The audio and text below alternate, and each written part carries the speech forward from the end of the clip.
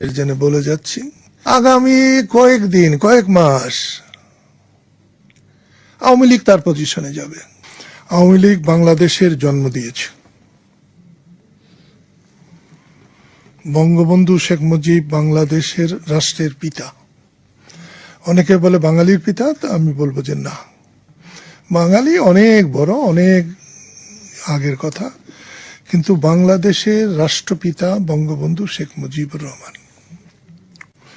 আপনি যাই বলুন না কেন, যারা শেখ হাসিনার সরকারে ছিলেন,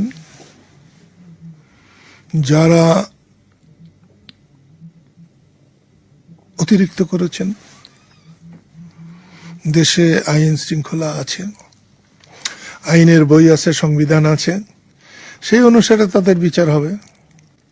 দরকার বলে শেখ হাসিনারও বিচার হবে, আমারও বিচার হইতে পারে যে আমি বঙ্গবন্ধুরে ভালোবাসি, মুক্তিযোদ্ধা ছিলাম, হতে পারে। কিন্তু দলীয়ভাবে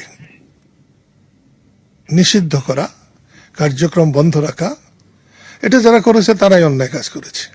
এবং আপনাকে আমি আল্লাহকে হাজির নাজির জেনে বলে যাচ্ছি, আগামী কয়েকদিন কয়েক মাস